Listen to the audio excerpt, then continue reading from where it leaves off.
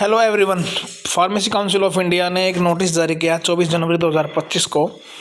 ये सर्कुलर क्या है, बहुत ही इम्पोर्टेंट सर्कुलर है और ये एप्लीकेबल हो जाएगा और एप्लीकेबल होने के बाद काफ़ी बेनिफिट रहेंगे स्टाफ के लिए, क्योंकि जो भी मैनेजमेंट है स्टाफ को जिस तरह टॉर्चर करते हैं या नॉन अटेंडिंग शो करते हैं या कुछ इस तरह का कोई काम करते हैं तो वो सब कुछ बंद हो जाएगा। कोई भी एक ही टाइम पर एक ही जगह काम कर पाएगा, चाहे वो टीचिंग फैकल्टी है नॉन टीचिंग, चाहे वो प्रोफेसर है, एसोसिएट प्रोफेसर है या असिस्टेंट प्रोफेसर है या लैब टेक्नीशियन है या लैब अटेंडेंट है, any else working in pharmacy college. So it's important for all. तो स्टार्ट करते हैं। Guideline regarding implementation of Aadhaar biometric attendance system in all PCI colleges. एक गजट पहले से जारी किया गया था 23/11/2024 को बायोमेट्रिक अटेंडेंस के रिगार्डिंग, लेकिन आज उसी को इम्प्लीमेंट करने के लिए गाइडलाइंस जारी कर दी गई है पीसीआई के द्वारा। क्या गाइडलाइन है और क्या क्या गाइडलाइन है, किसके अकॉर्डिंग आपको क्या करना होगा और उसके लिए कौन सा सॉफ्टवेयर रहेगा, कौन सी मशीन रहेगी, क्या इंटरनेट फैसिलिटी रहेगी और किस तरह का आपका डेस्कटॉप सिस्टम है या टैबलेट सिस्टम है, वो किस स्पेसिफिकेशन का आपको लेना है, तो उसके बारे में सारे डिटेल्स हैं इसके अंदर, वो चीज़ हम जानेंगे। तो one by one read out करते हैं पॉइंट्स को, ध्यान से सुनिए। तो Aadhaar enabled biometric attendance system compulsory कर दी गई है नेक्स्ट एकेडमिक सेशन से, जो स्टार्ट होगा अभी 2025-26। जो नेक्स्ट एकेडमिक सेशन है 2025-26 जब स्टार्ट होगा तब से ये लागू कर दी गई है। तो अब पॉइंट क्या है मैंडेटरी, वो इसको पढ़ लेते हैं। देखो, 2 फेजेज में स्टार्ट करने जा रही है पीसीआई। इन फेज़ 1 में PCI catering for monitoring of attendance of all faculty non faculty staff of are pharmacy college. कहने का क्या मतलब है कि 2 फेज़ में स्टार्ट करने जा रही है फार्मेसी काउंसिल ऑफ इंडिया। पहला जो फेज़ रहेगा वो रहेगा स्टाफ के ऊपर। सबसे पहले जो 2025-26 में जो बायोमेट्रिक अटेंडेंस स्टार्ट की जाएगी वो फैकल्टी के लिए होगी, टीचिंग और non teaching staff, lab technician है या टीचिंग स्टाफ है, उन सभी के लिए उनकी बायोमेट्रिक अटेंडेंस होगी। और बायोमेट्रिक अटेंडेंस ये नहीं कि बार बार कोई कम्युनिकेट करता था कि इंस्पेक्शन टाइम पर ये वैसे भी थ्रोली ये बोल देते हैं कि नहीं बायोमेट्रिक मशीन हमारी ख़राब हो गई थी तो वो ठीक नहीं हुई, इतने दिन से बंद पड़ी हुई है, ये है वो है। तो वो साफ साफ गाइडलाइन में भी लिखा हुआ है पीसीआई ने कि इस तरह का कोई कम्युनिकेशन नहीं माना जाएगा।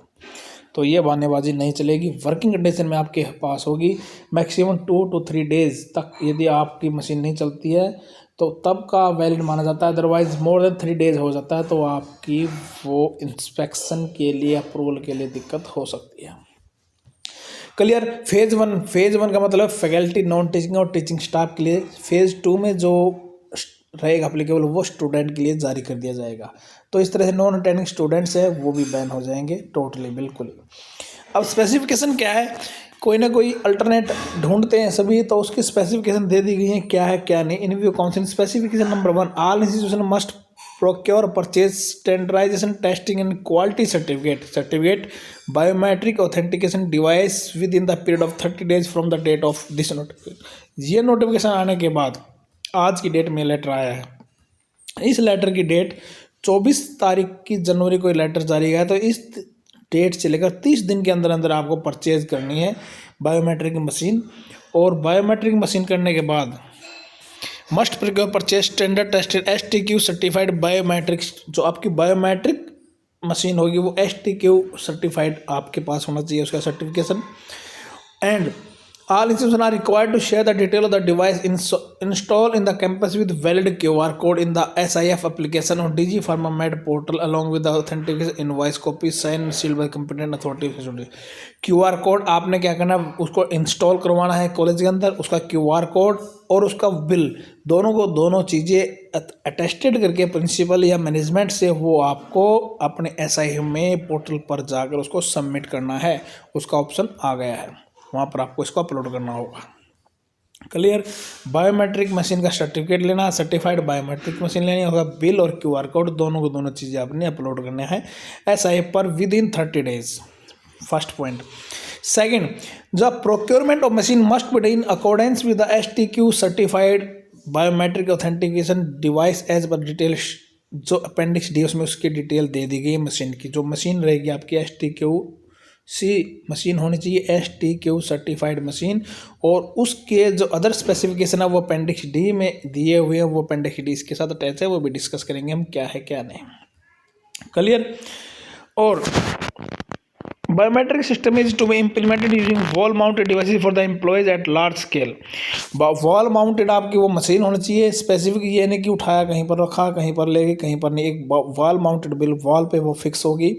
और senior level officers own in a section there is a provision of installing biometric system using USB based fingerprint scanning video IRS Windows 7 8 desktop PC। For more details instruction are given appendix D.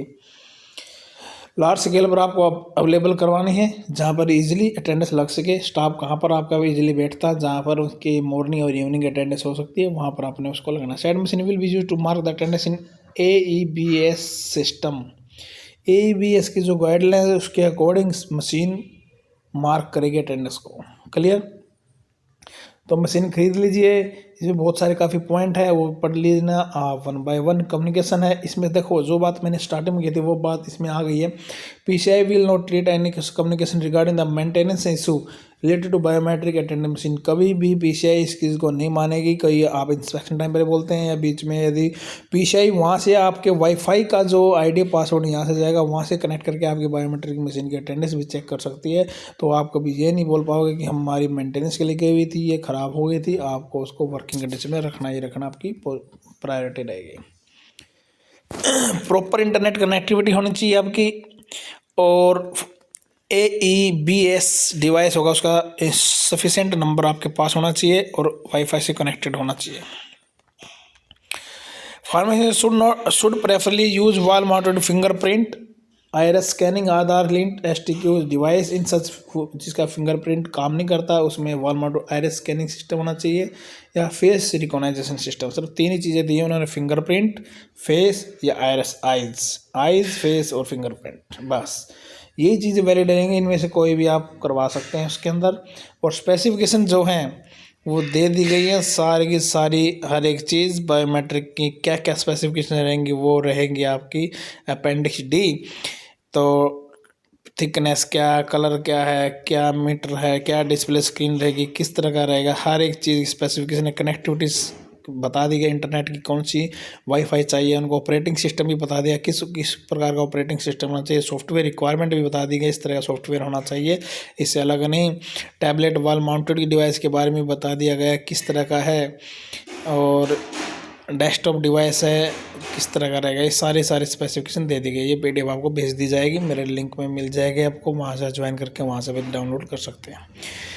अब इसको compulsory कर दिया है जितने pharmacy institution है वो biometric machine within 30 days के अंदर परचेज करें as per detail attached in this letter. जो भी डिटेल दी है, जो भी स्पेसिफिकेशन दी है उसके अकॉर्डिंग, और उसका परचेज बिल और उसका QR कोड दोनों चीज़ें SI में जाकर अपलोड करके आपको सबमिट करनी है अभी विद इन 30 डेज के अंदर। यानी अभी 30 दिन के 24 जनवरी से लेकर यानी कि 23 या 22 फरवरी तक आपको इस चीज़ को कंप्लीट प्रोसेस करके SI में फिल कर देना, और ये चीज़ें एप्लीकेबल हो जाएंगी फिर नेक्स्ट सेशन के, क्योंकि नेक्स्ट सेशन का ही हमने SI फिल किया है और नेक्स्ट सेशन के ही SI पर हमें ये चीज़ें अपलोड करनी है।